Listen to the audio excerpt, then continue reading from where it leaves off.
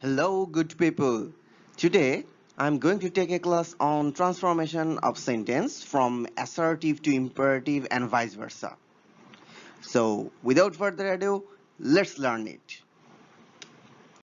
At first, we will know only the rules of transforming the sentences from assertive to imperative. And later, we will know the rules of transforming sentences from imperative to assertive as well. So while transforming the sentences from assertive to imperative, there are certain things that are required to remember. Firstly, we need to notice what the person of the subject is. If it is a second person, it will follow one rule. But if it is first person or third person, it will follow another rule. So we must be careful about the subject choosing. Secondly, we have to check whether it is an affirmative sentence or a negative sentence. Thirdly, we have to find whether there is any word like always, never, kindly, please, and so on.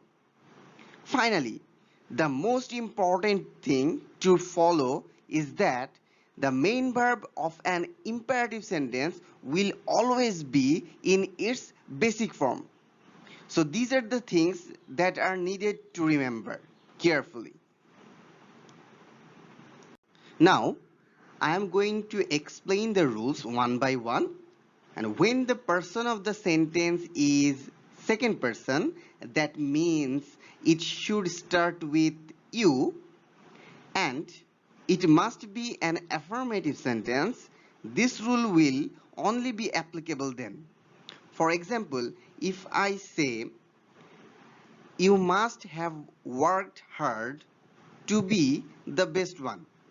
Here you can see that the person of this sentence is you. That means second person. The sentence is an affirmative one. Here must have is the auxiliaries and worked is the main verb. So while transforming this assertive sentence to an imperative one, you have to bring the main verb in its base form at the beginning, and the rest of the part of the sentence will remain the same. So the answer of this assertive sentence or affirmative sentence will be work hard to be the best one. But if there is any word like always, please, or kindly, we must keep these words in the imperative sentence. For example, you always work hard to be the best one. So while transforming it into an imperative sentence, the answer will be then always work hard to be the best one.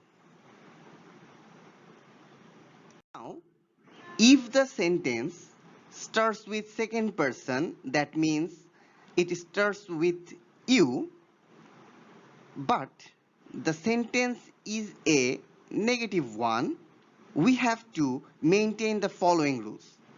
If I say, for example, you must not have worked hard to be the last one, here you can see that the sentence starts with second person you, there are auxiliaries must not have, and there is a not which indicates that it's a negative sentence, and the main verb is worked.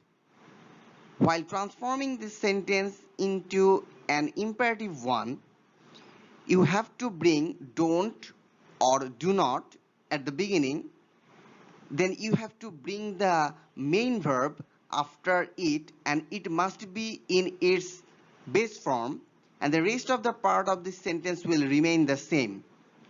So the imperative form of this assertive sentence will be don't or do not work hard to be the last one. Now, if there is a never in the assertive sentence, we can't use don't at the beginning. We have to start with never in that case. For example, if I say, you never work hard to be the worst one, the answer of this sentence will be, never work hard to be the worst one. Now, if the sentence starts with first person or third person, and if it is an affirmative one, we have to follow the following rules. For example, if I say, we must follow the rules of a healthy lifestyle, here you can see that the person here, or the person of this sentence, is first person we, and the main verb of this sentence is follow. So while transforming this sentence into an imperative one, we must start with let, and after let, we must bring the objective form of the subject, and the main verb will sit right after the objective form, and the rest of the part will remain the same. So the imperative form of this assertive sentence will be, let us follow the rules of a healthy lifestyle. Here you can see that we start with let, and the objective form of we is us, that's why we use let us, and the main verb is follow, so we put follow after that. So the sentence is, let us follow the rules of a healthy lifestyle. On the contrary, if the sentence starts with first person or third person, but if it is a negative one, we must use the following rule. For example, if I say, I will not forget your role for this college, here you can see that the person of this sentence is a first person, I, and you can see the main verb of this sentence is forget, and the auxiliary is will, and there is a negative word that is not. While transforming this sentence into an imperative one, we must bring late at the very beginning, and then we will put, or we have to put the objective form of the subject right after it, and the main verb will sit just right after the objective form of the subject, and the remaining part will remain the same. But as it is a negative one, I put two blank spaces. One is right after let, and another one is right after the objective form of the subject. We have to put a not in one of these two blank spaces. The rule is, if the subject is a noun, then not will sit right after let, and if the subject of the sentence is a pronoun, then not will sit right after the objective form of the subject. So the answer of the given sentence will be, let me not forget your role for this college. As you can see, we start with let, we put the objective form of the subject, that is me, and as I is a pronoun, that's why we put not after that. That why, let me not forget your role for this college.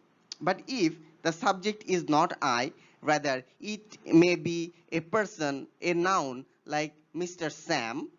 So if the sentence is like that, Mr. Sam will not forget your role for this college, then the answer will be, let not Mr. Sam forget your role for this college. Now, we will learn the reverse rule, that means transforming the sentences from imperative to assertive. And I'm happy to say that there is only one rule to solve this type of transformation.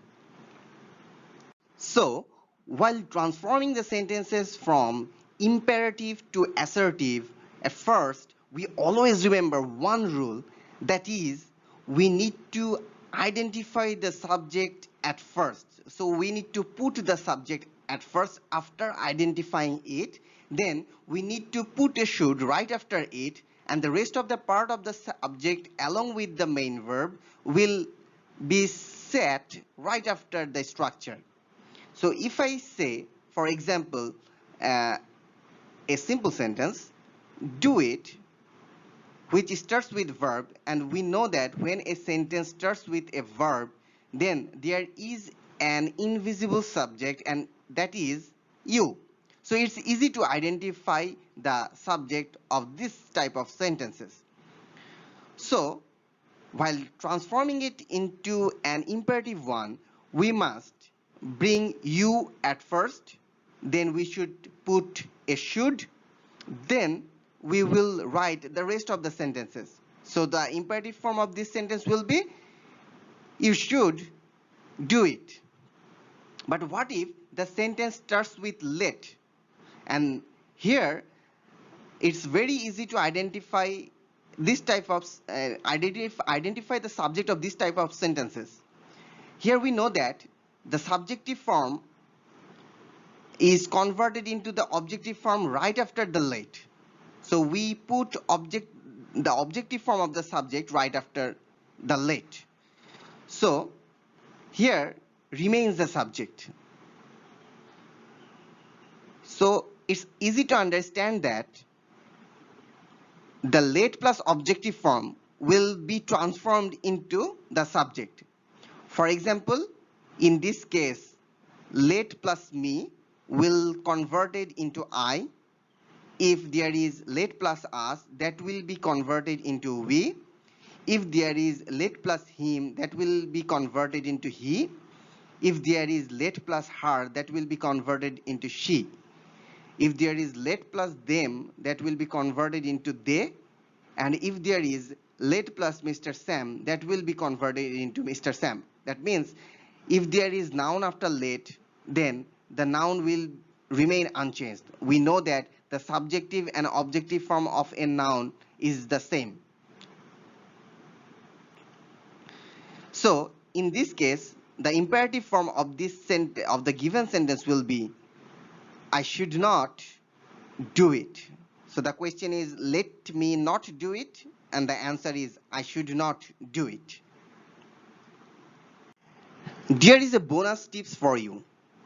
Sometimes it is seen that there are assertive sentences like this structure, you are requested to, or you are advised to, you are suggested to, plus verb and the rest of the amount. Like this sentence, like the given sentence, you are requested to bring a glass of water.